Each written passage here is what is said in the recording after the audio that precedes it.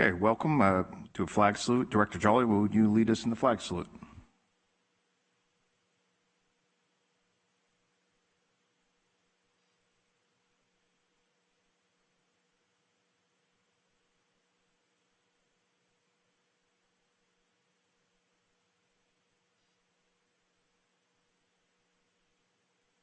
Okay, roll call.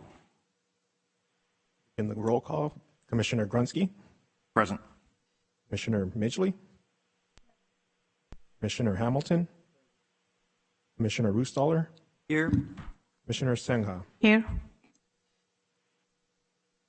Okay, action on requests for continuances or withdrawals. Thank you, Chair Grunsky. There are no changes to the agenda.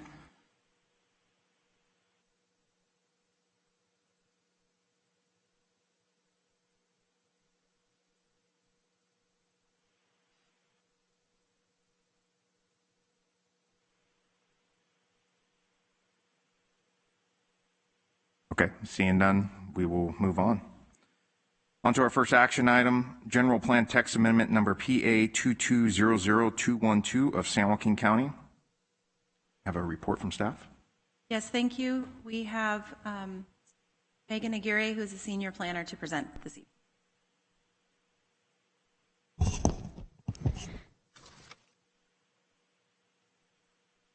Good evening, Chair and Commissioners.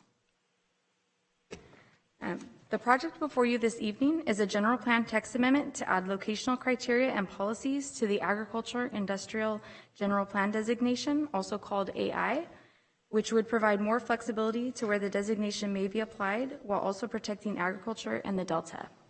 In addition to this, the AI designation has been added to a table in the document and the general description was updated.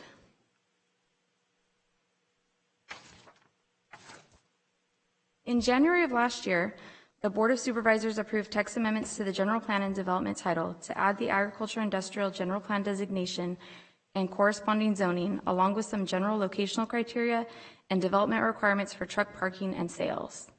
Additionally, the Board approved the redesignation and rezoning of 30-plus parcels. There have also been some property owner requests for agriculture industrial, not all of which have made it through the process due to the locational criteria. In September of last year, the Board of Supervisors directed staff to consider changes to add more flexibility to the general plan. As a result of the Board of Supervisors' direction, staff is proposing the following changes and clarifications. To include parcels along I-580 and SR-132 that have a designated haul route approved by the Department of Public Works. Review parcels greater than 20 acres or in the secondary zone of the Delta on a case-by-case basis. And to exclude parcels in the primary zone of the Delta on prime farmland or under a Williamson Act contract.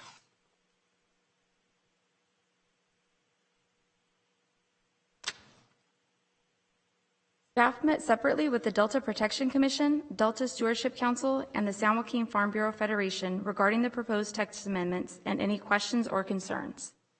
As a result of the meetings, staff excluded the primary zone of the Delta, even on a case-by-case review, and further clarified the exclusion of Williamson Act properties and prime agricultural land.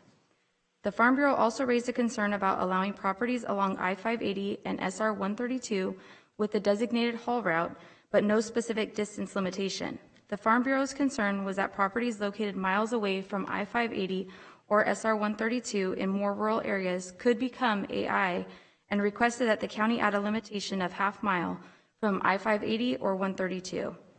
Community Development Department staff would like the Planning Commissioner's input on this request.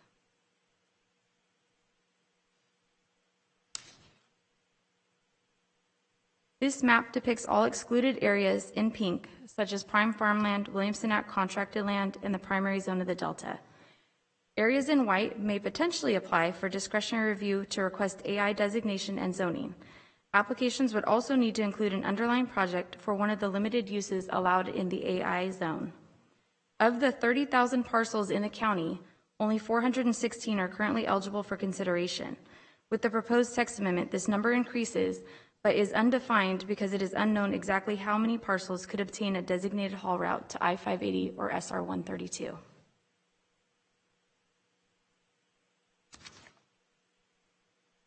This is a map depicting the southwestern portion of the county where I-580 and SR 132 are located. Potential distance location limitations are depicted in green, with the darker green representing parcels within half mile and the lighter green depicting parcels within 1 mile of I-580 and SR 132. Adding a buffer of half mile would allow 70 more parcels than the general plan currently allows, while adding a buffer of 1 mile would add an additional 18 parcels for a total of 88. Staff is requesting the Planning Commission's input on whether a distance limitation should be added to the proposed text, and if so, what that distance should be.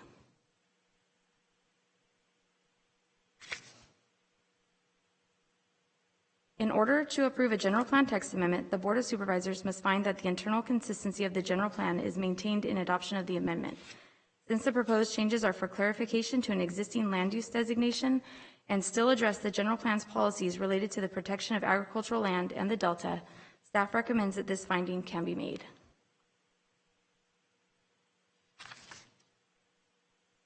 Staff recommends that the Planning Commission forward General Plan Text Amendment number PA 22212 to the Board of Supervisors with the recommendation of approval based on the ability to make the required basis for General Plan Text Amendment. Thank you. This concludes staff's presentation. Thank you very much. Any questions for staff?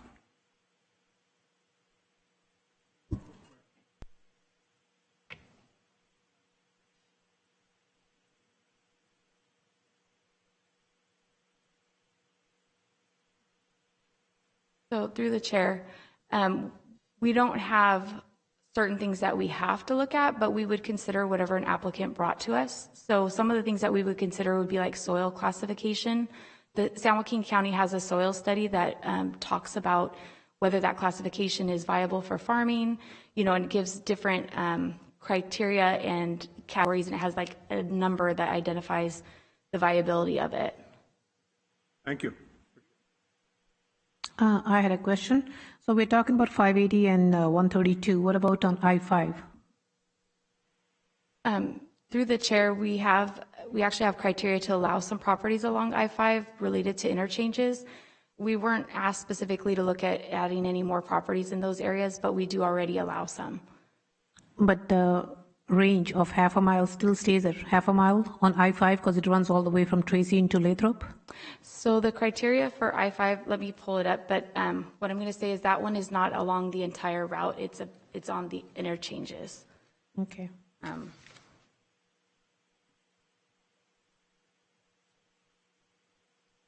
Through the chair, if I might add, so when we originally were creating this ordinance, we were looking at the lowest impact we could potentially have on other properties, trying to put them as close as we possibly could for easy access to the main interstates. The reason that we are looking at specifically the 580 and the 132 is because with that strict criteria of looking within a half mile of an interchange, we found that there were almost 0 sites that we could consider down in the south part of the county. That issue was raised by Supervisor Rickman, who is District 5, and so we went back to the drawing board to try to create additional opportunities without opening it up wide for the entire county. We do feel like we have adequately provided alternative locations up and down State Route 99 and I-5, and don't believe that we need to consider opening that discussion up again. So we did also increase or allow, we are recommending to allow you to look at Highway 12 or 4, 88, those types of highways as well, because there are some parcels along those areas that are not viable for farming either. It's pretty few and far between, though. It's not every parcel along I-5, or excuse me, on Highway 4. A lot of that is also in the primary zone of the Delta. So by using all of the different locational criteria, you do exclude a lot of parcels in this county.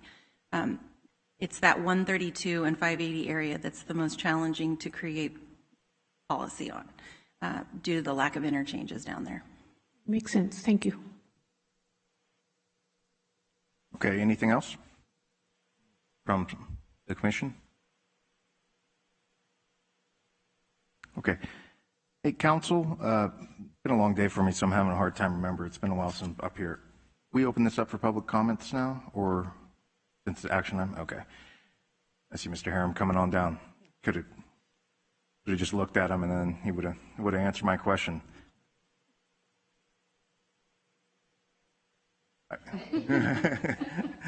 Thank you. Gun, huh? My name is Steve Harum. I represent a company called Tracy Dirt. I know you hear a lot of these matters, so let me refresh your memory. We appeared in front of the Planning Commission. It was originally heard. Our property is in Tracy, and it just barely missed the criteria, but it was an old excavation site. We thought it was a perfect location for this, and I think the majority of the commission agreed that it was a really great site for it, but there's trouble rewriting the criteria on the spot there. We then appeared at the Board of Supervisors. They approved the ordinance, but then directed the staff in November to go back and amend the criteria so properties such as ours would be eligible to seek a use permit. I think it's really important to remind the commission that this change doesn't make all these properties suddenly available for trucking. All it does is allow them to apply for a use permit, and you get a second bite at the apple. And I want to assure you that my client's eager to go, and should you recommend approval of this and should the Board of Supervisors adopt it, we intend to immediately file for a use permit, and you'll be seeing our smiling faces again as we present to you on the merits of why we think this is a perfect location for this type of use. And we appreciate very much the collaboration, cooperation of the staff to work with us so that we could amend the ordinance so that my client can apply for an application and present it on the merits to you. So we're in favor of this text amendment. I can attempt to answer any questions you may have. No, I do remember the property now. Thank you for reminding me. I do remember. Thank you very much. Just for the record, can you tell me the address for the property again? The address for the property you're referring to? The address caught me. It's in Tracy, right? It's in Tracy, yes. It's a Tracy area property. What's the address? 003 South Tracy Boulevard. Got it. Thank you. Right. I should have known that. I apologize. I just wanted to make sure I knew, but I didn't want to mix it up with something else. So thank you. I apologize for not knowing that. No worries. Problem. Thank you. Anyone else for this project that would like to speak? Online, perhaps? Is there anyone on Microsoft Teams who wishes to speak on General Plan Text Amendment PA 22000212? Please speak now.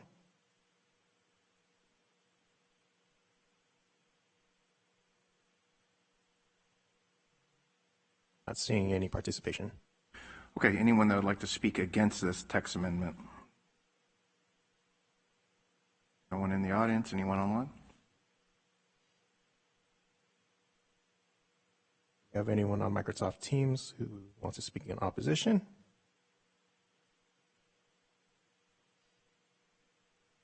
No participation. Okay, we'll bring it back to the commission. Any comments? I think this, I do remember this project. I like the flexibility this text amendment leaves some of the property owners. Anyone else? Any other comments? No, I'd like to make the motion. We have a motion. We accept General Plan Text Amendment number PA 22000212 on to Board of Supervisors. Seconded. If I might request clarification whether you would like to add a certain radius from State Route 132 and 580, whether it be a half a mile, 1 mile, or no radius at all, limitation. I will move that we mile. Thank you. That's great. Thank you. Now you got to read the whole motion again? No. Is that clarified, or are we good? I'm clear if council's okay. Yeah, thank Okay. you. Looking for a second? Second that. Okay, we have a motion and a second. Can we have a roll call? Commissioner Rustaller, Yes. Commissioner Sangha, Yes. Commissioner Midgley, Yes. Commissioner Hamilton, Commissioner Grunsky. Yes, motion passes 5-0.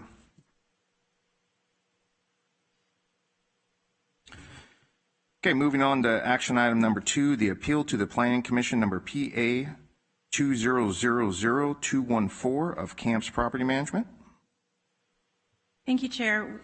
This one will be presented by Stephanie Stowers, who's our senior planner and has been the project planner throughout the entire project.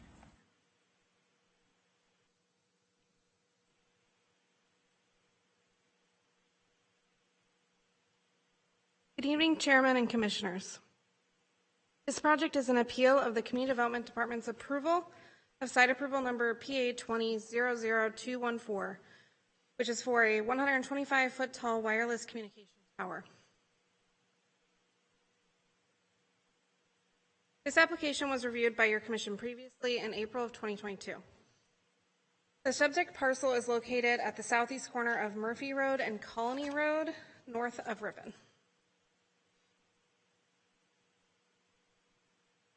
The site has a general plan designation of AUR, which is Agriculture Urban Reserve, and a zoning designation of AU20, which is Agriculture Urban Reserve 20-acre minimum.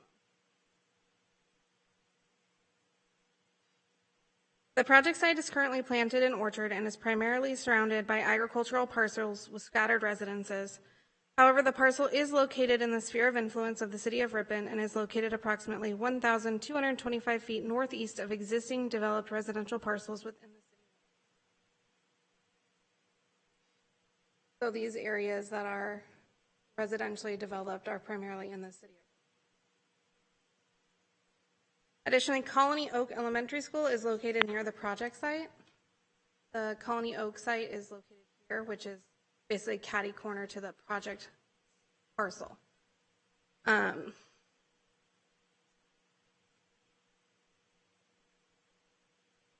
Clarification, you said catty corner, how close is it to the side of the elementary school? So I do think I have the distance between the towers, so hold on.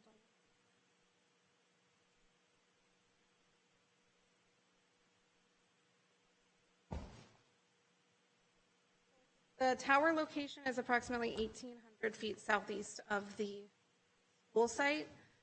So this is the site plan that the tower is located here at the southeast corner of the project site. The school property would be basically here if it was depicted on. Thank you. So originally, just as some history, the tower was proposed in this vicinity of the project site. However, throughout the course of the project, it was relocated to the southeast corner of the project site. With those revisions, it actually came down in height too. It was originally proposed at 134 feet, and it's now proposed and was approved at 125 feet.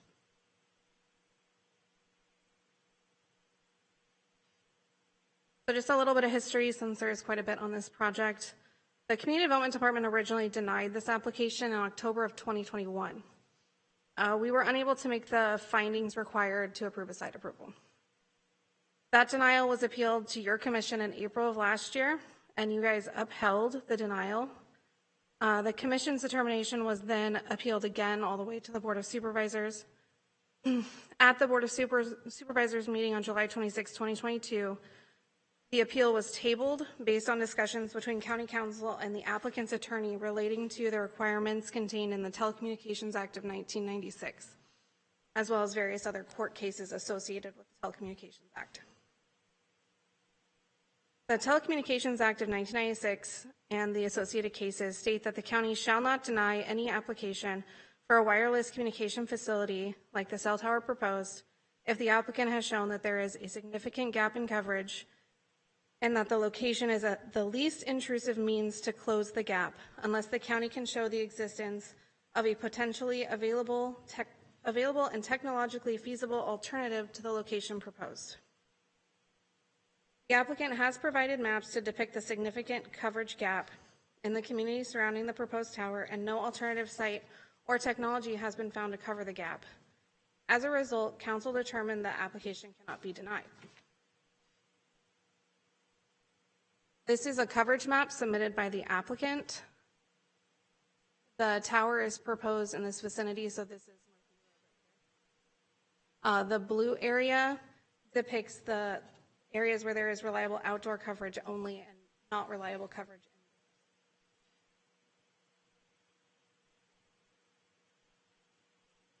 As stated previously, the original review of the tower included a 134-foot tall tower and a location near Murphy Road. I kind of went over this already, but the X is where they had originally proposed the tower site.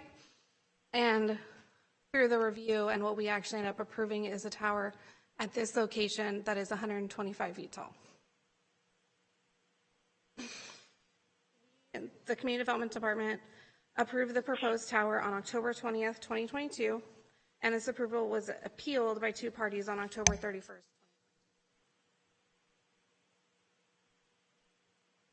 The appellants raised a number of concerns, including siting, including the location causing a distraction for the Colony Oak Elementary School, safety, impact on property values, and impacts to the environment, the flora and fauna of the surrounding area.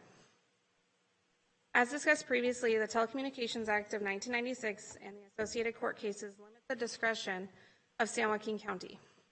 County Council reviewed the documentation submitted by the applicant and determined that the proposed tower fills the gap in cellular coverage in the surrounding community, and that the tower, as proposed, is the least intrusive means to fill that gap. As a result, the county has no discretion to deny the application. This is a photo taken from Murphy Road, looking northeast at the project site, so you can see it's currently planted in orchard. And this is from the corner of Murphy Road and Colony Road, looking south at the property. So if you were standing, the Colony Oaks Elementary School is essentially.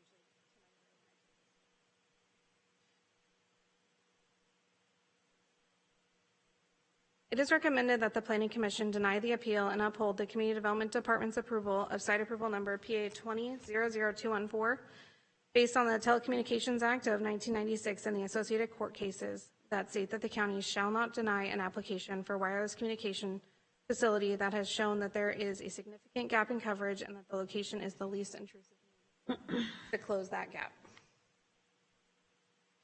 Thank you. That concludes staff's presentation. Okay, questions for staff?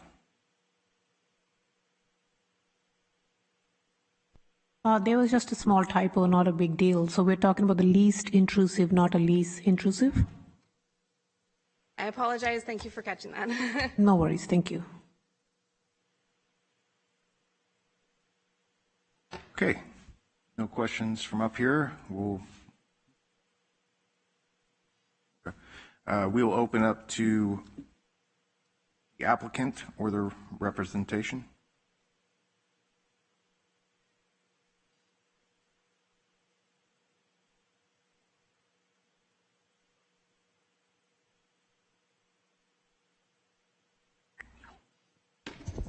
Good evening to the Commission.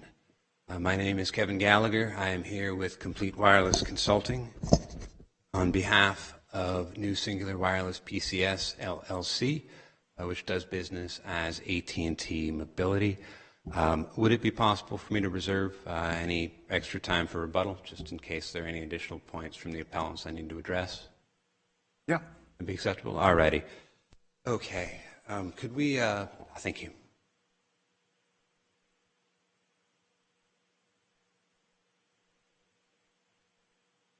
Large button goes forward. Thank you. I have, profession notwithstanding, I have trouble with technology sometimes. So we are here today to ask the Planning Commission to uphold the approval of this project and to deny the appeal. Also here today is an independent third-party RF engineer, Bill Hammett from the engineering firm Hammett and Edison. If there are any questions about RF safety, about the due diligence measures that have been taken and the steps to ensure that this complies with FCC regulations, or even general RF safety concerns, he's available to answer those questions. This project has been going on for a while. There is a coverage gap on the east side of the city of Ripon that we are looking to fill. We're looking to fill it in the least intrusive means possible. Staff have already given the basics. We were originally much closer to Murphy Road, about 13 feet off of Murphy Road. There was a lot of objections in the community and from the city of Ripon. A lot of people said that it was too close to Colony Oaks Elementary School and the city of Ripon in turn felt that because it was so close to the public right-of-way that it would interfere with future development. So we found, the RF engineer on the project found that we could still viably fill the coverage gap if we moved it further away from the public right-of-way and further away from Colony Oaks Elementary School. So that's what we did in this instance. Right now it is about 800 feet from the nearest residence. If you look up there, it is the residence in the middle of the almond orchard. Oh, that does it. Okay. Thank you. Okay, so the nearest residence would be that residence right there. That's about 800 feet away. To Murphy Road, that is about 1,200 feet away to Murphy Road. And then to Milgeo Avenue, the residential neighborhood to the south, that is about 1,500 feet away. This is 1,700 feet from the edge of school property and a bit further to the actual school buildings. I will also note that one of the conditions of approval on this project does provide for the relocation of the facility in the event that the surrounding area is developed in the future. Okay, so this is what the facility would look like at the proposed location. On the left is Murphy Road. That is about 1,200 feet away from that viewpoint. The right is Milgeo Road. That is not dead on. That is actually at a bit of an angle. That is about 1,800 to 1,900 feet away. So that's what a 125-foot tall monopole looks like from that distance. These are the coverage maps that were provided originally. The appellant has noted correctly that these are not based on field measurements. These are based on simulations of topography. It's a fairly complex model that I will fully admit to not understanding, but it's the facilities that exist and what change this would do. So as you can see there, the green is good in building coverage, the yellow is reliable in vehicle coverage, and the blue is outdoor coverage. Reliable outdoor coverage only. So as you can see, there's some developed areas on the left. That is the east side of Ripon. That's 99 in the lower left-hand corner, cutting across it. There is a gap, and it is noticeable and is real. We believe we've established it. However, we did, in order to show good faith here, we did also do a drive test. Unlike those coverage maps that we showed you, this is based on hard data. A van was sent through along the routes that are depicted above with equipment that measures signal strength and throughput. So there's a lot of information there, but to just give the basic gist of it, areas on the left, that's signal strength. Areas in green are capable of in-building coverage. Dark blue have adequate in-vehicle coverage. Light blue and yellow have reliable outdoor coverage. Orange has some outdoor coverage, but it is not reliable. And then red, pink, and black have no consistent service, which is particularly the case as you get further east along the road there. This actually tracks quite well to the projections in the coverage map. The one on the right is throughput. To give the simple version of that, yellow is adequate, green and blue are better than adequate, red, orange, and gray are less than adequate in terms of data. This would be 4G LTE data. For all those gray zones on there, you would not be able to be getting information reliably on your phone. This was also, I believe, provided to the Commission. There's a full statement from the RF engineer on the criteria that were used to fill this coverage gap. Moving on then to just the existing pattern of development, the zoning maps for the city of Ripon, I think, illustrate pretty well the issue that we're dealing with. We would like to cover all of those residential areas, but we do not want to go too close to the residential areas, and the city of Ripon's plans were in favor of being further away as well. They have a 500-foot setback. So to get that then in comparison with just the aerial map, as you can see, the developed areas we're trying to cover, we are trying to get as far away from that as we can. We cannot go any further west. We cannot really go further north unless we went right next to the school, which nobody wants us to do. Nobody views that as less intrusive. We've essentially found a spot that's kind of equal as far as everything as we can get. If we get further away from the school, we get closer to the Milgeo Road neighborhood. So there's we feel we are as far as anything as we can get. The appellant does make the argument that our search for alternatives was not adequate. So we provided a full analysis of everyone that we reached out to by telephone, by mail, and other means, and these are posted up here. Most of these property owners were not interested. Some of them, as it turned out, those properties would not be allowed under the City of Ripon. The fire station lattice tower in Ripon was one that we explored, and as a co-location it would be preferred. It is not structurally viable, and the fire department was not interested in pursuing that. Out of all of those property owners, there were a total of 3 property owners that were interested. I've already forgotten how to do this. Okay. And they are all actually clustered around this area. Azevedo and Mr. Azevedo, Mr. Camacho also expressed interest. They would be both about 200 feet further away from Colony Oaks Elementary School, but 200 to 300 feet closer to the East Miljeo neighborhood. We feel that this is the best possible candidate. Beyond that, this is just a look at the existing wireless facilities in the area. As you can see, AT&T is already on most of them. There is one non-AT&T facility within the city of Ripon that is extremely close to an AT&T tower that would not serve to fill the coverage gap because it's too close. And then that fire department lattice tower is also noted up there. So overall, we want to stress that the coverage gap exists. There is no less intrusive means of filling it, and that this site provides the best option. Just again, I do not wish to waste your time. I do not wish to sound like a broken record, but we're trying to get as far as we can from here and from here while still covering the area here. So it's a very delicate needle to thread, but we've been doing our best and working with staff, responding to community feedback as best we can. Finally, we have done an RF study. It was independently reviewed. It showed about 1% of the FCC limits. If you do have questions on what that means, we do have an independent expert available to answer them.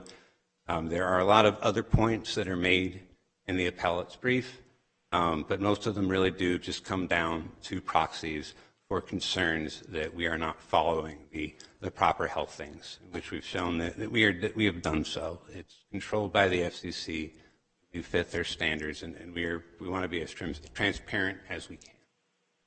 Are there any questions?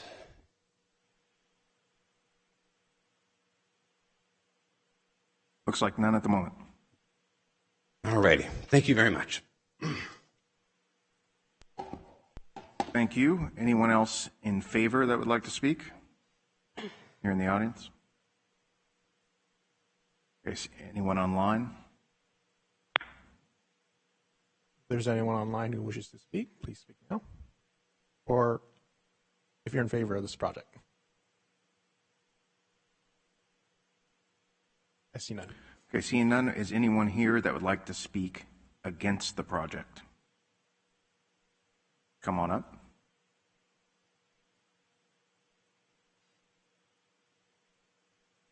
And state your name and address if you can. Hi, my name is Adrienne Williams. I live at 2010 Fairway Oaks Drive in Ripon.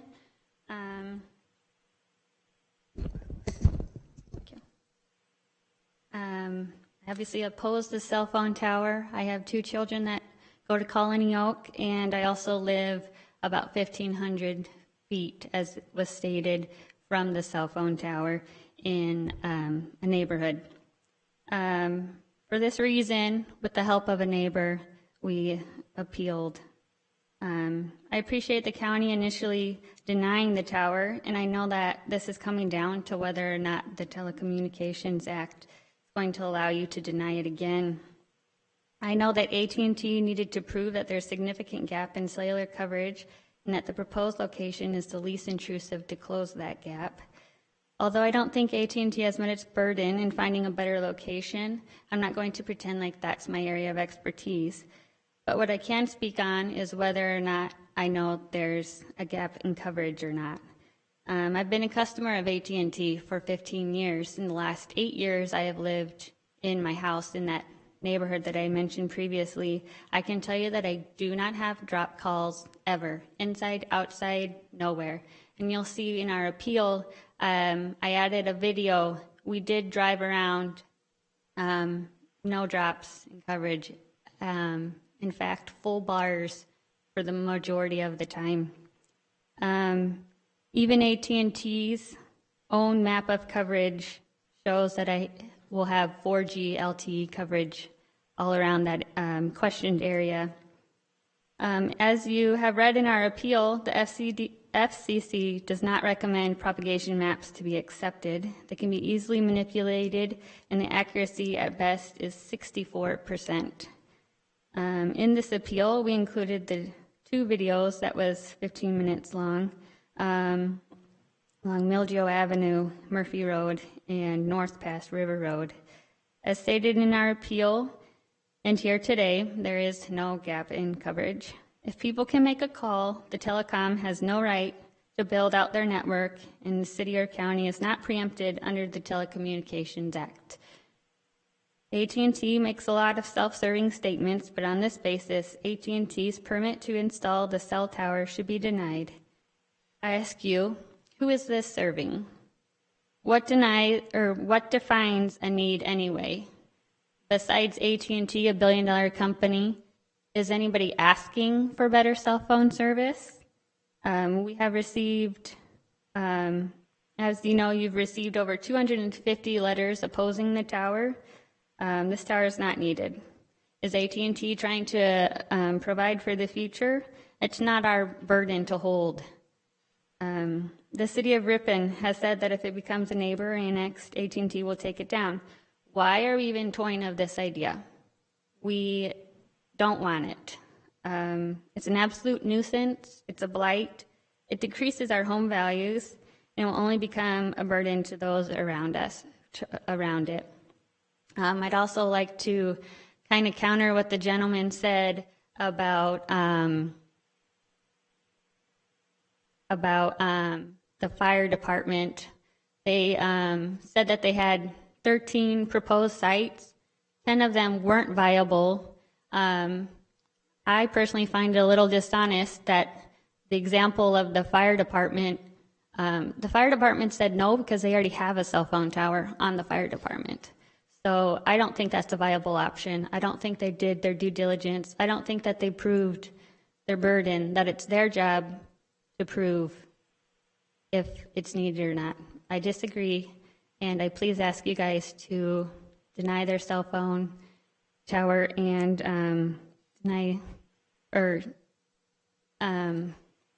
allow my appeal. Thank you. Thank you.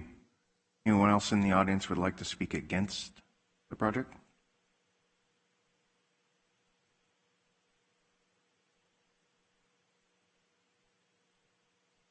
Hello, my name is Christy Martin. I'm also a Ripon community member, and I'm on the board, the Homeowners Board Association. When the gentleman keeps mentioning the community that's on Milgeo, that's our community. It's called Barton Ranch, Seven Oaks. We have 58 homeowners who are against this proposal. We are the ones, I guess, here that would benefit the most if we felt like we had a communication problem. And we know every single day that we use our cell phones for each and everything we do, right? But I ask, why haven't you received any letters for this proposal? Why isn't anyone here besides AT&T's representatives for this proposal if there's truly a gap in coverage? Again, we're the closest possible point our community is to this cell phone tower, and we don't want it because there's not a gap coverage. There's not a gap in coverage. When you see the maps, you just have to remember the source. That source is from the company who wants to make more money. I feel like it's a money grab. And that's, unfortunately, could be potentially at the negative effects of our community, of our property, of our safety of our kids. And so I'm firmly asking on behalf of our 58 homeowners in our community of Barton Ranch that you deny this proposal because there's not a need. Thank you. Thank you. Anyone else in the audience? Please step forward.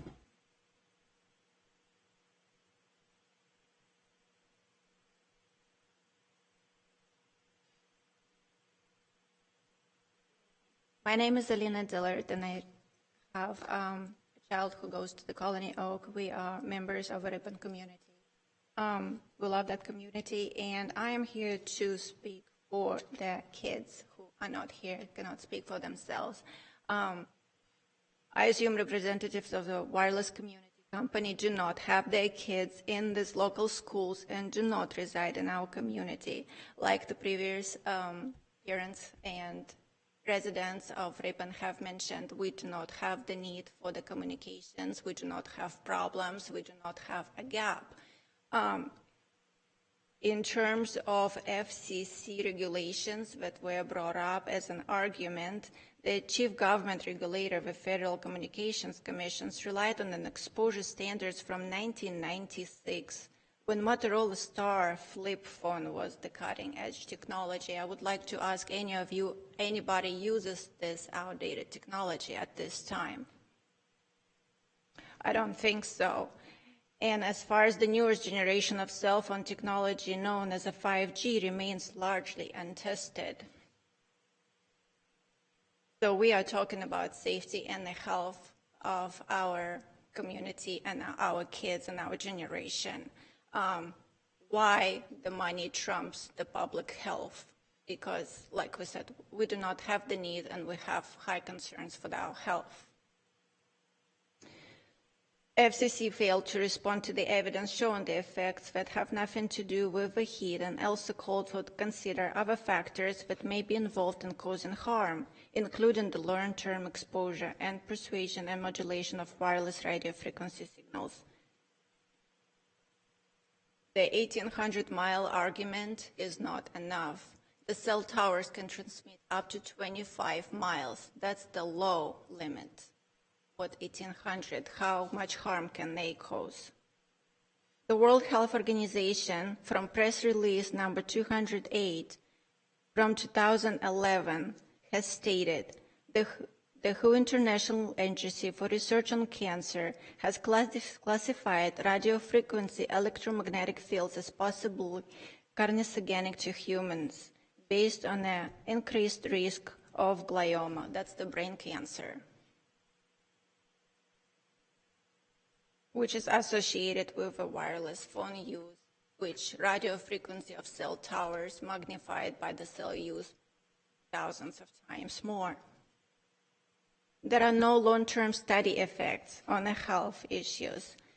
There are no studies demonstrated the long-term effects on the prolonged exposure to 5G technologies. In fact, during a congressional hearing in 2019, NVP and telecom industry admitted under oath, to my knowledge, there are no activity studies being backed by industry today. To this, Senator Blumenthal, member of the Commerce, Science, and Transportation Committee, responded, so there is really no research ongoing. We're kind of flying blind here as far as health and safety is concerned. Children are more vulnerable. According to the American Academy of Pediatrics, children are no little adults. They are disproportionately impacted by all environmental exposures, including cell phone radiations. There are behavioral problems, hyperactivity, decreased learning, memory reduction. We're not mentioning brain tumors, breast cancers. There are numerous studies that do prove the electromagnetic sensitivity and to the symptoms. They include headaches, nausea, vomiting, dizziness, and cancers, of course. So we, as parents and residents, ask you to approve this denial to the installation of this cell tower so close to us. Thank you very much.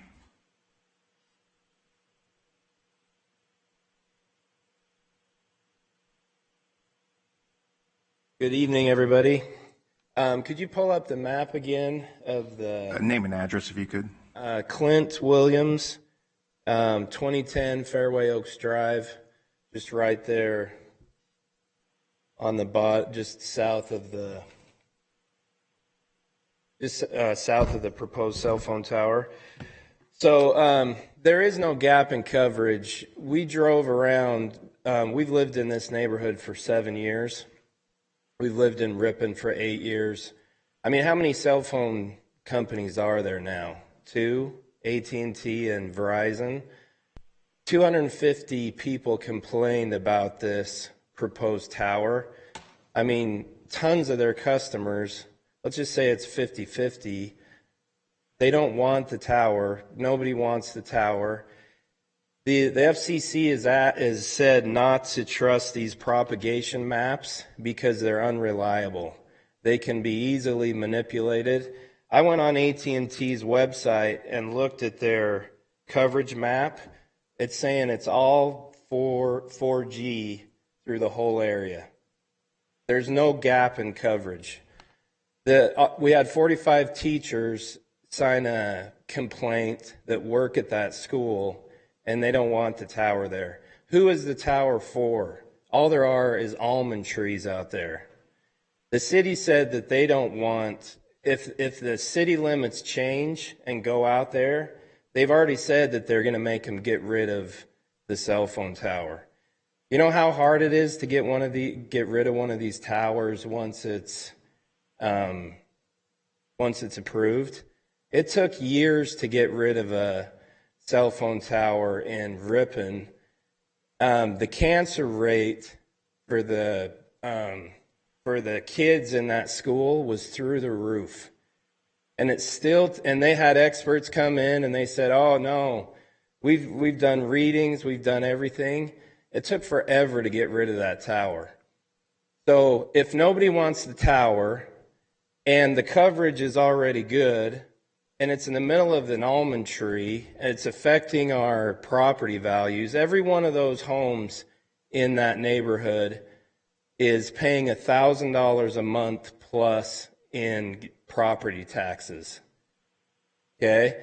So we don't want the tower. It's not necessary. There's no gap. Nobody's getting dropped calls. We took a video of we drove through every street on that map and took a video from the inside of our car. No drop, full bars. It's not necessary. Who is this for if the community doesn't want it? One of the reasons you couldn't get any farmers to agree to this is because nobody wanted it. And if there's really only 2 cell phone companies now, and half of them were AT&T customers, if not more, and they didn't want a cell phone tower. So we're just asking you to do what the community has voiced. We don't need a cell phone tower. It's not necessary. There's no gap. Thank you. Thank you. Anyone else in the audience like to speak against this project? I see none. Anyone online that would like to speak against? Is there anybody on Microsoft Teams who wishes to speak in opposition to this project? No?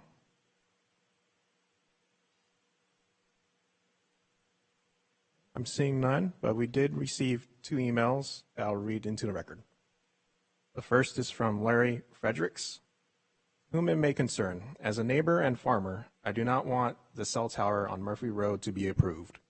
I do not want my family and my coworkers to be impacted by adverse exposure to a closed cell tower. We do not need a tower across the street. With a school so close, it is imperative that you deny the tower project. The tower will also decrease property value, but please consider the negative impacts of this project, as they far outweigh the positive. Say no to the cell tower. Our next comment is from Juliet Begone. Attention Community Development Department. We are writing in regard to the special hearing to be held on February 2nd, 2023 at 6 p.m. before the San Joaquin County Planning Commission. To hear from the community to address the proposed project approval of the installation of a 125-foot tall wireless communication tower on the southeast corner of South Murphy Road and East Colony Road in Ripon.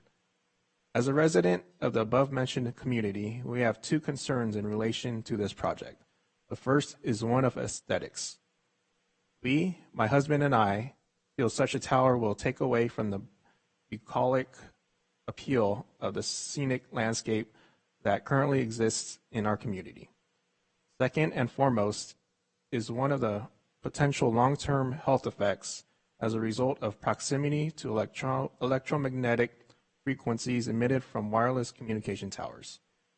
Within the context of the notice, there is a lack of any indication of any environmental surveys performed to address any possible negative effects of such a proposed project, nor any specifics as to the type of tower and frequencies that are intended for this project. Furthermore, according to the NIH, as referenced in the article within this link, out the whole link. Okay. Further research is needed to extensively and fully disprove this prospective concern. Thank you. That is all. Okay, thank you. Applicant like to rebuttal anything?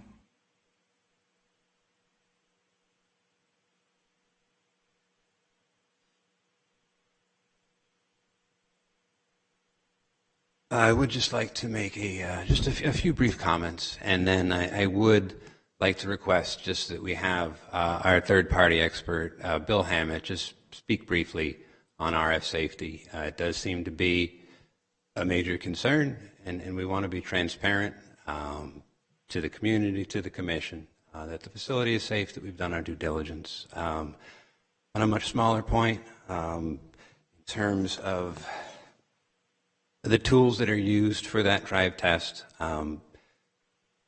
coverage is complicated. It's affected by topography, it's affected by terrain, it's affected by buildings. There are areas, and you could see that in the drive test, all the various dots, where there are areas that are decent coverage. And I would not be at all shocked. And in fact, I'm sure everyone who has gotten up and says, I have decent coverage in my house, I'm sure that's accurate. I'm sure if we looked at the drive test, if we looked at the actual data, it would line up pretty well. But we're using more sophisticated tools than just individual phones in individual places. It's a study involving fairly sophisticated equipment going through miles of roads. We're looking at data in the aggregate. Lastly, just in terms of property values, I do get that's a concern. The study that mentioned it did explicitly say, the bond study, that it was, actually, you know what, I'm not going to say that because I don't remember if I'm remembering the thing right. But many of the studies did mention in the survey results that health concerns were the big driver there. That said, in the bond study, and this I am certain about, to the extent there was an effect in that instance, there was a specific instance that's not really applicable generally to all places. The effect was negligible after a distance of 656 feet. Our nearest home here is 800 feet distance, and that's the one home in the middle of the almond orchard. And the other homes are considerably further away. The Barton Oaks neighborhood is 1,500, yeah, thank you, is about 1,500 feet south. So with that, and I don't want to take up too much of your time, but if we could have Bill, if you are. Question for County Council. Is this a rebuttal or is this Agreed. part of the original presentation? Yeah, the presentation should have been he should have presented in the first part. Expert up.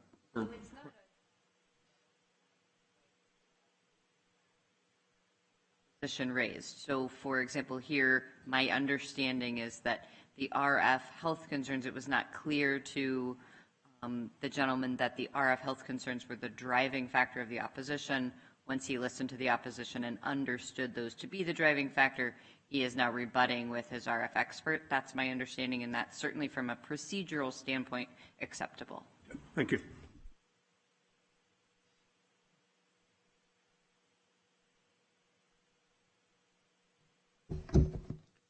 Chairman, Commissioners, good evening. My name is Bill Hammett. I'm a registered professional engineer in the state of California. I manage a firm of 13. We're located in Sonoma County.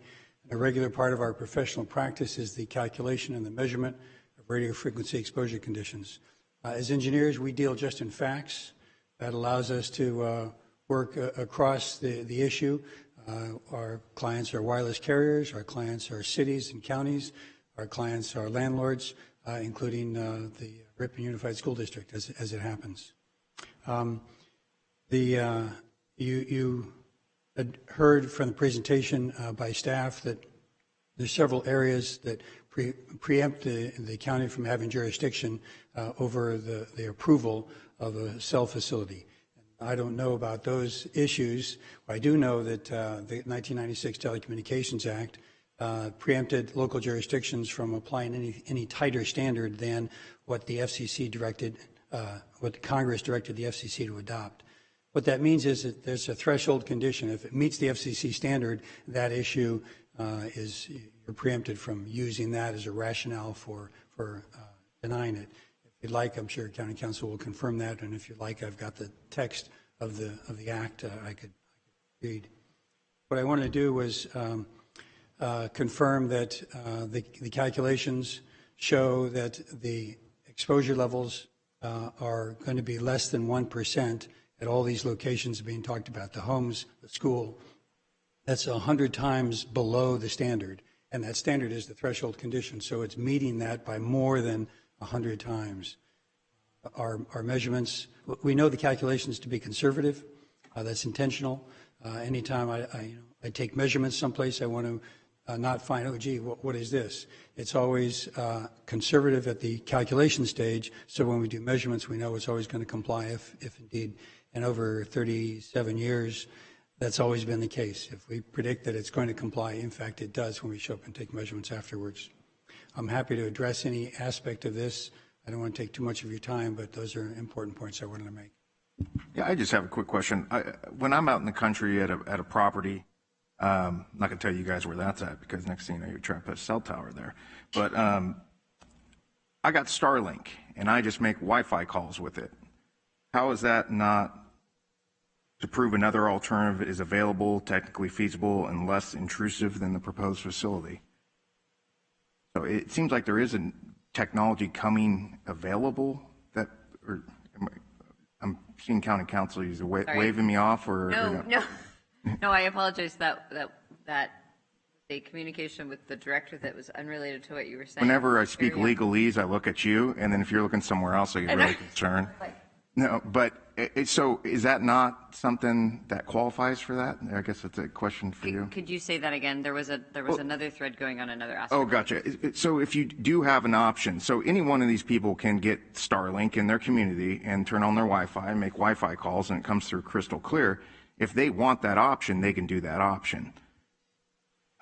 Does that qualify? It seems like these cell phone towers are going to be redundant at some point anyway. That's the carriers have rights to use the frequencies that they've been assigned or purchased from the government, and it's my understanding that they have obligations to provide service on those frequencies. But it's really a legal question beyond my expertise. Gotcha.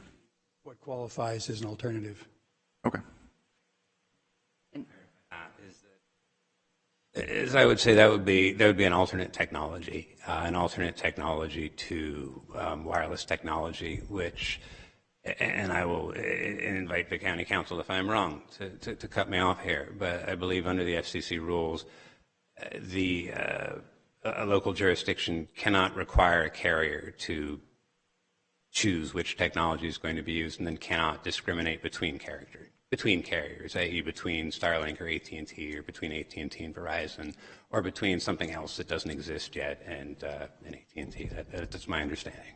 Gotcha. Thank you. And one more technical question. I guess you can answer. So when you do these drive tests, it seems kind of, so I have a trucking company. We go up and down to Ripon 60 times a day.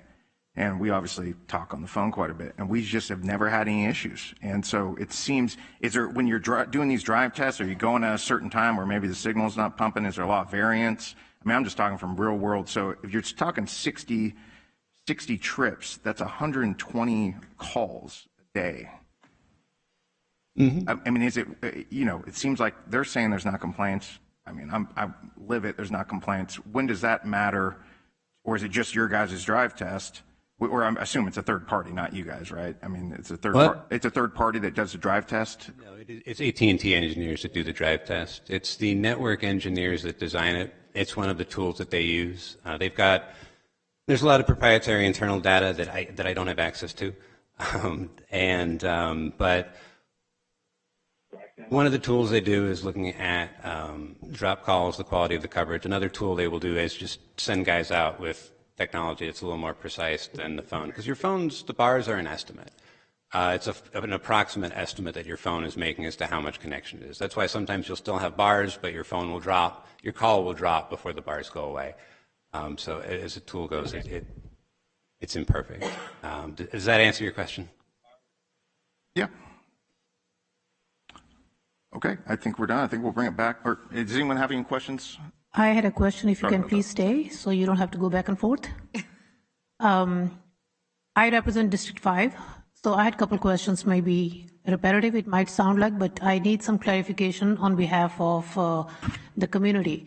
My first question is, did you guys ever try to do a community hall, like a meeting, public hearing in that area? No, we have not had any public meetings beyond the Planning Commission hearings that we've had on this. There's a previous one at the original location, and then the current one. No meetings beyond that, ma'am. Right. So I was here on the previous one when we denied it. So between that time, which has been over a year till today, even though pardon my bluntness here, but even though you guys knew that there was such a high opposition, there was no efforts made to go out and reach out to the people who are 1,500 square feet away. I mean, why was not there any effort made? If it's so much done for the community who are having poor service, shouldn't the community be asked that, hey, you guys are having poor service and we're doing this for you? Because ultimately it's being done for the community and not for the AT&T sole purpose only, right? No, it's a good question. We haven't done any outreach meetings because we don't have any alternate options, really. If this was a situation where we could say, which of these options do you like the best? Then that would be something. But I mean, I think I showed you the photo there. We can't go anywhere else that's not any further away. And we feel, I'm sorry, I didn't mean to cut you off. No, it's okay. I understand you can't go any further away. The people who live there, they can't go any further away either. So, we're looking at the greater benefit. We're looking at the greater good of the community. We have to weigh what's good, I understand this 1996 thing that we keep bringing it up. Everything has changed so much. We're talking about something from 26 years ago. Just the phone technology has changed so much. So we cannot keep saying, the government says the county and the city shall not or will not deny. It's what I think is, I also wanted to mention this on the record that I am not with AT&T. Nothing personal, but people who are with AT&T, we drove there during rush hours, during the rainy days when we had those rainy weekends. And especially because this is coming back to the Planning Commission again, after the initial denial, we wanted to check before, we make any statements. There was no call drops, even the stormy days, even when it was pouring. So how do we determine when you go on the website, like the gentleman sitting there in the green T-shirt, I don't remember your name, sir, but when you go on the website, it shows that AT&T is doing a great job covering that area. How come it's so contradictory that the website for AT&T says we're doing a great job, we're covering the whole area, and then a representative comes and says we're trying to bring the coverage to this area because the map shows all these spotty things going on. So it's kind of like I can the purpose. Go ahead. Yeah, I can answer the specific question as to the coverage shown on the website when looking as if is there coverage in the area. If you do read the fine print on there, that is estimates of outdoor coverage.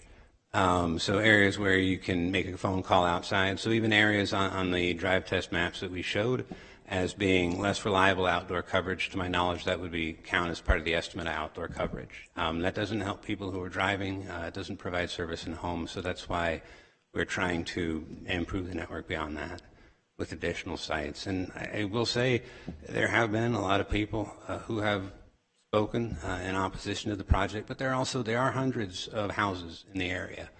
And on the eastern side of Ripon and the areas that are covered here.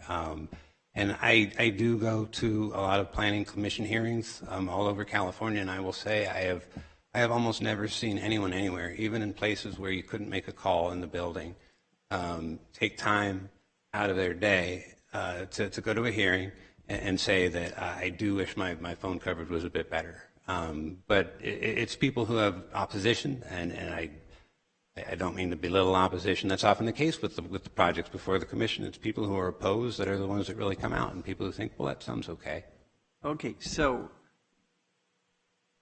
here we have, I understand it completely. You're the one who got to come back the second time and try to complete your appeal, but it seems like you're using the same script from last time, and it didn't convince us then, and I don't think it's going to convince us tonight. It hasn't convinced me. I appreciate Mr. Hammond and his explaining us about RF safety, but you know what? Those who don't want it don't care about RF safety. They just don't want your tower in their area. And so, with all due respect, I appreciate you coming, but you're not going to get my vote. All righty. Thank you, sir. I have a comment. There's 4 points here. Are you going to close the hearing? The company never reached out to the community, and when a big company comes into a community and with a big project, that's the first thing you do. You get feedback, and whether you can start from point A to point B, you got to get feedback. This project limits city growth. It just curtails it from moving back out. No coverage gap, and I think the biggest one is not wanted by the neighbors.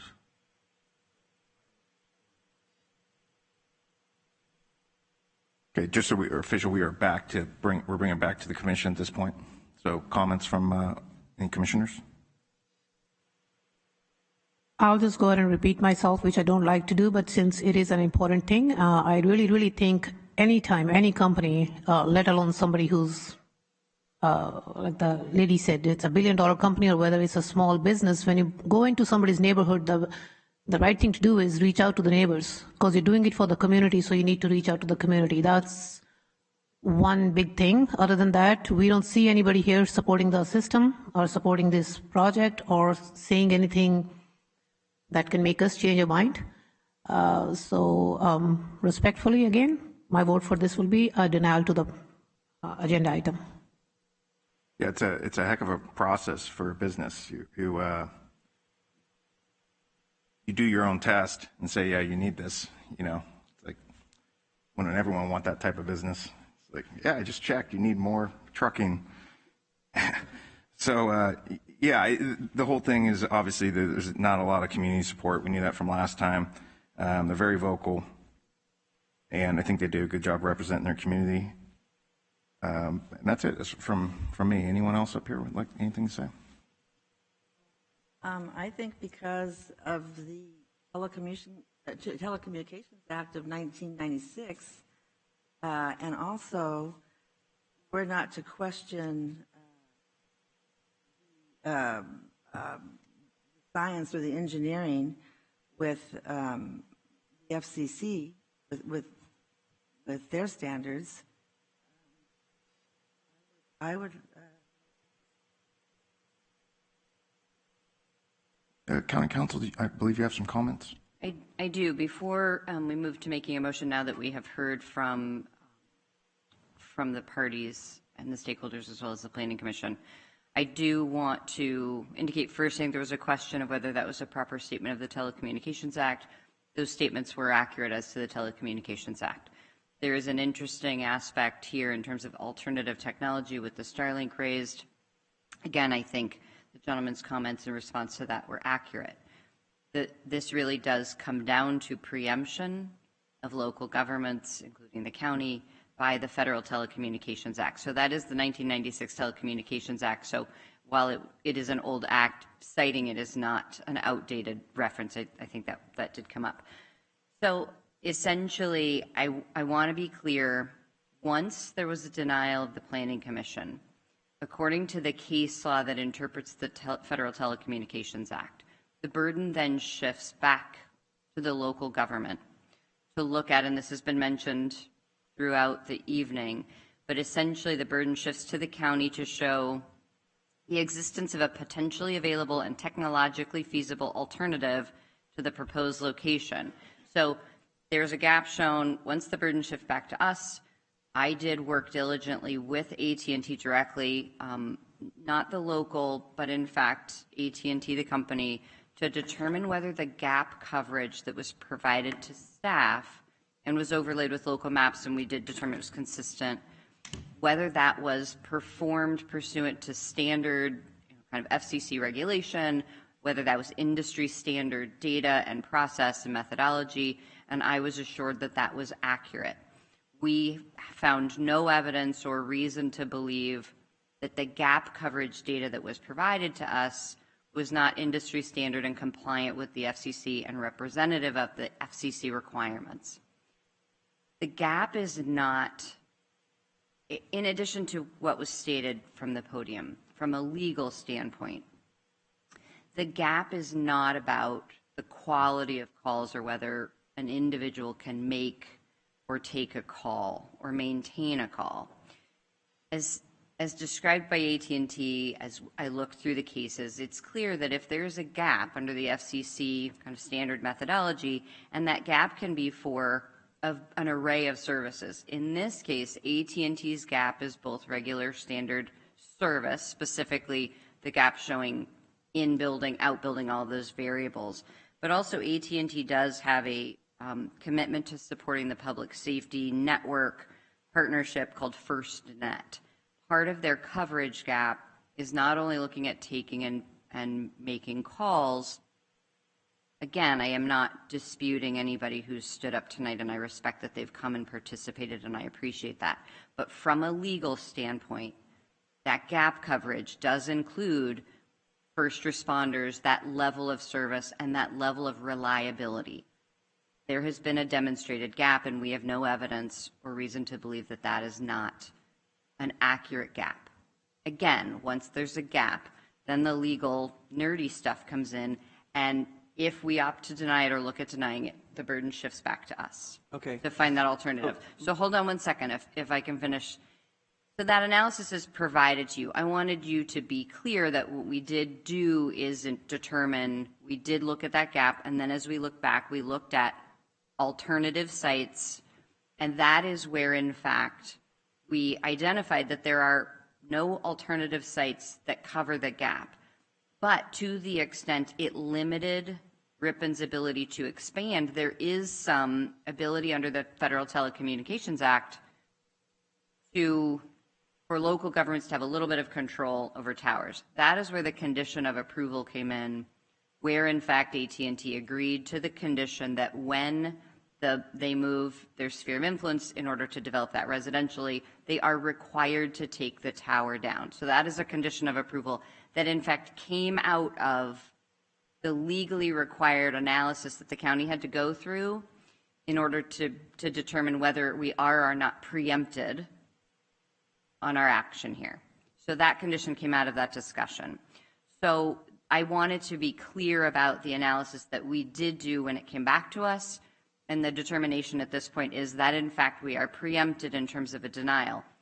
If you opt to do a denial despite the fact that it's clear to me that we are preempted, it creates liability for the county, that in fact that is a decision that we are preempted to make, and it opens us up for a challenge. I just want you to be aware of what that means. It does not mean that you can't vote. It means that your vote is preempted if it were challenged legally. So I think that covers what I wanted to cover in terms of contextualizing that. If you have any questions, I'm happy to answer that. I just think it was important that you be aware of what that means, and in fact, what analysis was done after the Planning Commission's initial denial and it coming back to you. So I appreciate all that. I really do. But staff itself has suggested a denial against the appeal. If we deny it, they still can appeal it to the Board of Supervisors, where that decision can be made if they want to approve the tower as it's appealed for. Is that right or wrong? Procedurally, that is correct. From a preemption standpoint, it's inaccurate. So you are preempted from denial, but procedurally what you've said is accurate, that if you granted the appeal, the other party could then appeal your decision up to the Board of Supervisors. Again, procedurally, that's accurate. I would argue that denial of the tower or any action that denies the tower is preempted under the Federal Telecommunications Act. But you're right. Procedurally, there would be one more step before we were liable, so long as that appeal was filed. So if I may ask, if it is going to go against the county and county can be held responsible, why was it brought back? Then why wasn't it just, if it's back to the commission has the right to ask questions and make a decision. So we can't work both ways. We can't tell that, hey, make a decision, but your hands are tied. So if you're making a decision, we're making a decision. The county shouldn't be held responsible. The planning commission can be held responsible, but we work with the county.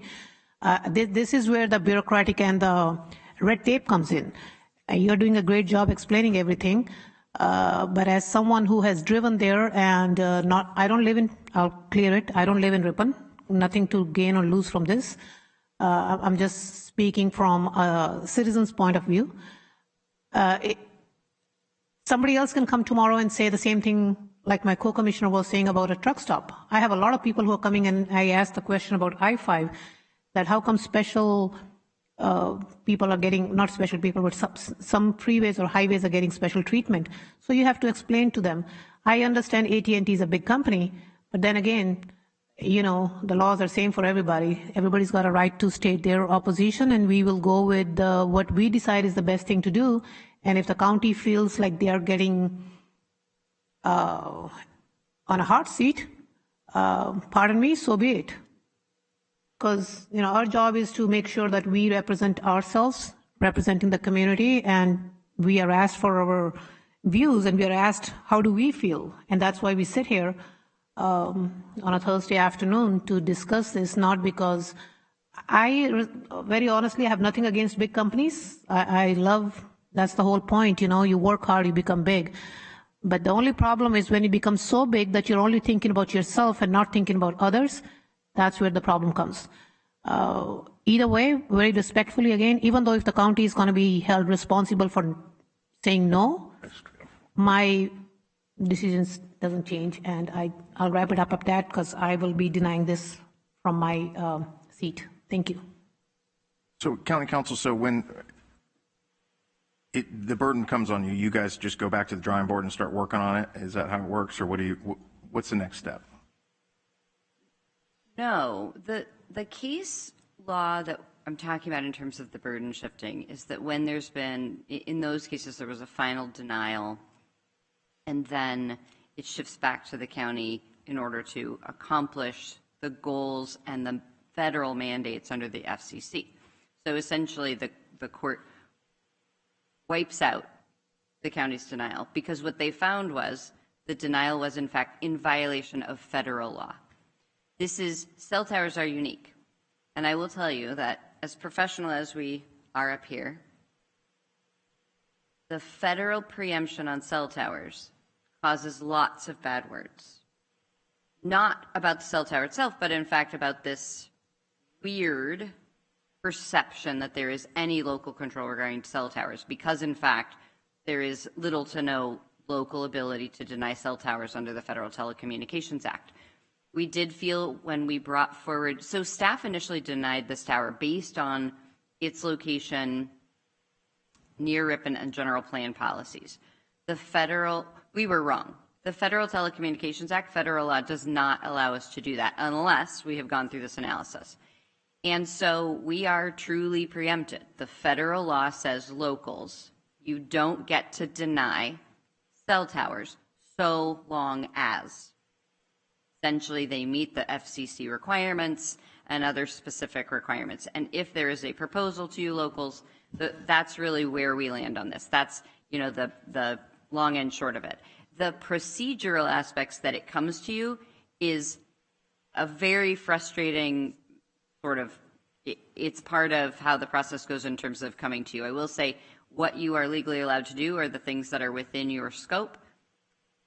If you're preempted, it's not within your scope. But if you do take an action, then what we will do is we will see if somebody appeals it, and if they appeal it, we'll process that appeal.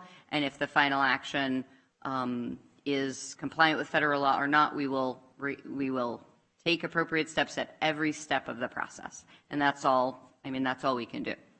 Can you table it? At this point, there is no alternative site or least intrusive site. So I think the most appropriate would be that you take the action that you see as appropriate. You've been so advised. And we will, as we always do as staff, we will process each step appropriately as it moves forward through the process to final determination and then any post-determination action. For you, you said that county council and staff or somebody met with AT&T. So did county have experts on gap coverage and everything that was in on that conversation? Or you just took their word for what the gap coverage was? Our review included looking at FCC regulations, looking at the Federal Telecommunications Act and standards, methodologies. So it was truly, to answer your question, no. We did not hire other experts essentially to counter. And you didn't have anybody on staff that county? We do not have experts that do this. So you pretty much have to take what they give you. We have to do a review, and I think we did our due diligence and met our requirements, was that we need to do a review to ensure that what has been provided meets industry standards and FCC regulations. And I'm confident that we did do that, but we did not hire sort of counter experts to answer your question. Okay.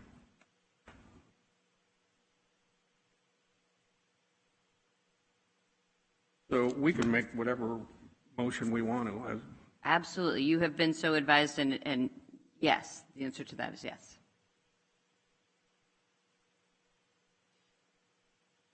I'd like to make a motion. We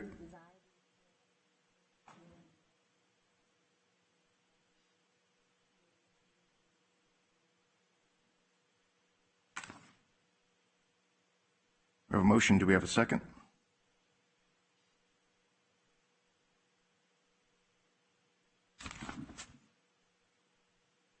I'll second it so we can take the vote. Okay, we have a motion and a second.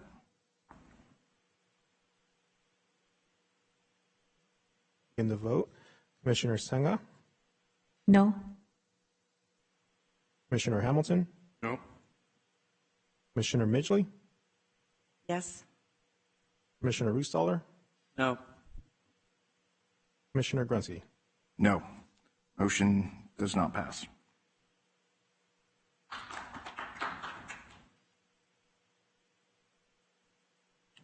Okay. Do we need another motion to deny it? Or is it understood? No, you would need to take action whichever way that you want to go. So you would need another action. You're making a motion to approve the appeal and deny the Community Development Department approval of site approval number PA 200214. Second. We have a motion and a second. Commissioner Senga, Yes. Commissioner Hamilton, Yes? Commissioner Midgley, Commissioner Rustaller, Yes. Commissioner Grunsky. Yes. Motion passes 4-1. Okay. Want to read the right of appeal? Yes. When I find it here.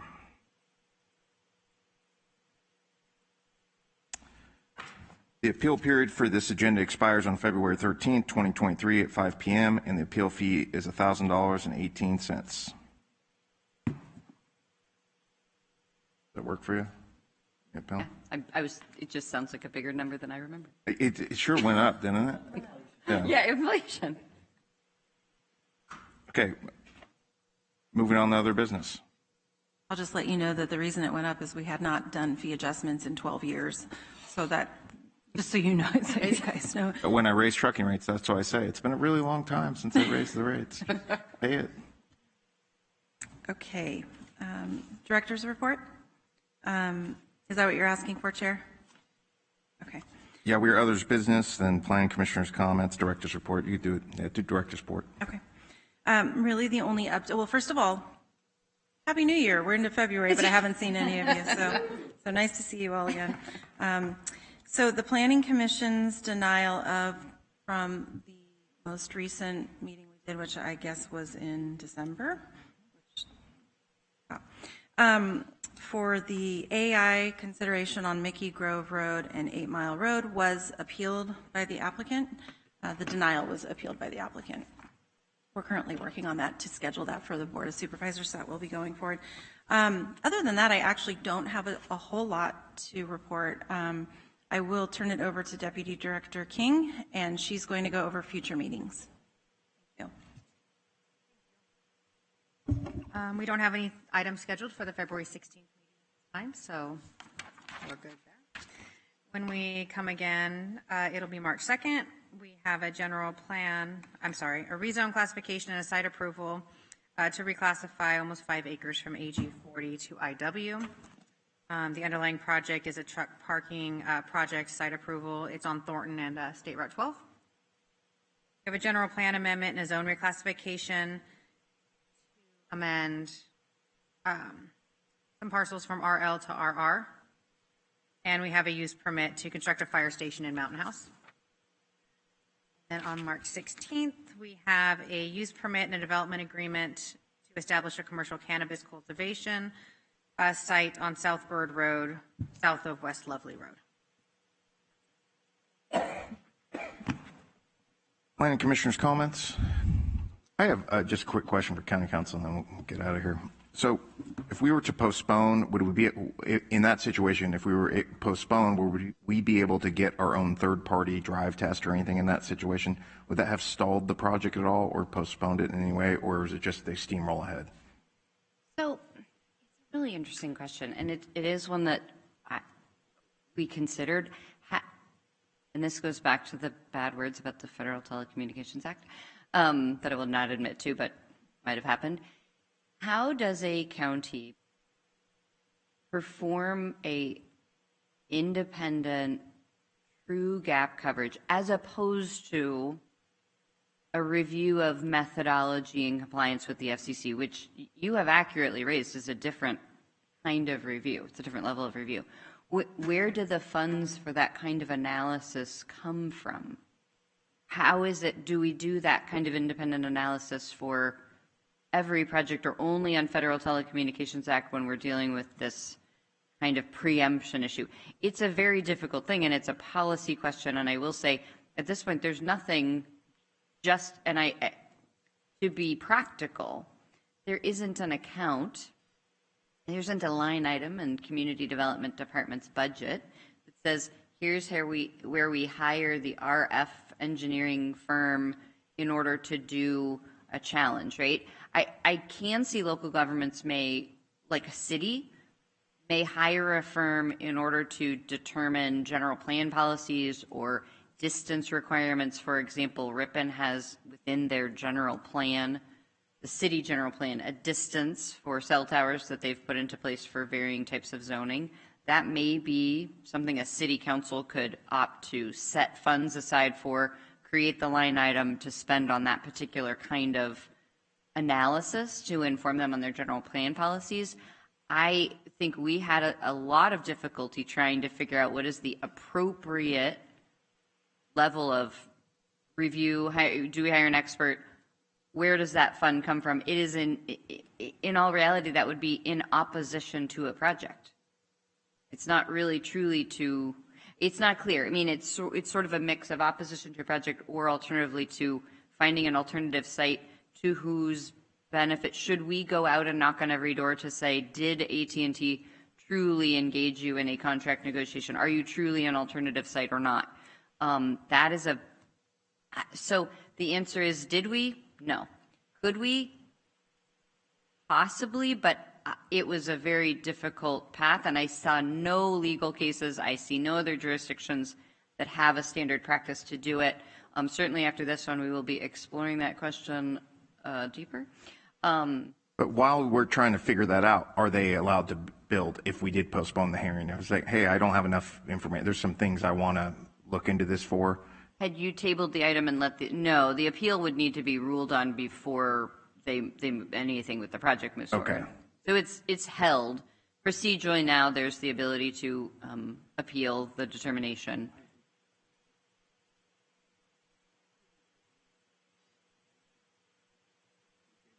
And to start out the preempted.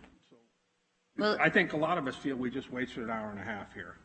Well, it did either way. Procedurally, it had to come to you. I do believe that I did review the staff report, and I felt comfortable with the amount. There's always a question in a staff report: return on investment, right? If we give you 9 pages in all of the court cases, you will hate me. Right. Rightfully so. So I think I did look at the information provided in the staff report, and I felt that it did provide you the information that you needed in terms of the process and our preemption. I apologize if that was not complete enough. We were trying to hit that right space of a reasonable amount of information that says, here's what the Federal Telecommunications Act says, and here's why we are preempted. We also made sure that staff's presentation did include clearly the fact that we are preempted. So we did try and convey that information. It's a very nuanced argument and even legal review, and it's frustrating. And the lack of local control on a very local issue is very frustrating to very many communities, including the county.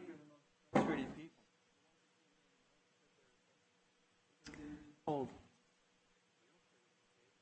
1996. Well, Yeah, you haven't had a Act chance says to help. you have to. add something. Wasted your hour. And it may be that we may have to look at a process where those are not required to come forward, but there are aspects of them, and maybe Director Jolly can weigh in on Oh, that. no, AT&T's going to, now the board's going to have to make. That's probably statistically accurate. I don't know. I do want, just for your knowledge, we anticipated when this happened that the public would be upset. We truly understood the concerns that they have, and we feel bad about it. I mean, honestly, we tried to put the information that was presented tonight in the approval letter so that we did not want any members of the public to waste their money without knowing that this is what we are preempted from doing. They still appealed it, and that is their right. But we did not do this in a bubble where we never told the public that we weren't able to consider some of these things. We put it straight there on the approval letter and sent it to all 250 people that gave us their information. It's just an unfortunate situation where the county, we look like we don't care, but we do. We are just preempted from denying it based on that. So. I had forgotten that piece. That language did mirror very much language provided in the staff report. All right. I will just say, sometimes I appreciate all of your staff report and how you explained it all, but sometimes I don't care if the federal government says you can't. Sometimes you have to take a stand and say, and if we did that for the people out here tonight and the other 250 people are against power coming up, 4-1 for the little guy. I'm just trying to figure out how you stall those things out. Like just kick the can down the road over and over, like it comes up again and you don't decide anything and you do it again and again and again. Is that a viable strategy? We just have it every 2 months, just be like, oh, it's these guys again. So you know what? I actually want to do some more research. Can we postpone this 2 months? Is there a limit of postponements? Is that a... No, I don't think there is. Would they be able to do something in that situation, or would they have to wait till the next meeting because there's no decision? They do have to wait, and they can't construct. Okay. I would just say before we wrap up, I appreciated everybody's patience with what is a difficult subject. I appreciated you hearing me out. I appreciated your questions. I appreciated the discourse. So I just wanted to say thank you. So next time big government comes knocking, I could just say, hey, I don't have enough information. Can we postpone this? You know, they had a lot of their own data. Kind of reminds me of the whole Pfizer thing. Pfizer comes out with a lot of their own data and stuff, right? Does the AT&T? I'm going to cover my ears now. Their own, yeah, this is a conspiracy theories. Just kidding. All right, we're going to get out of here. Thank you.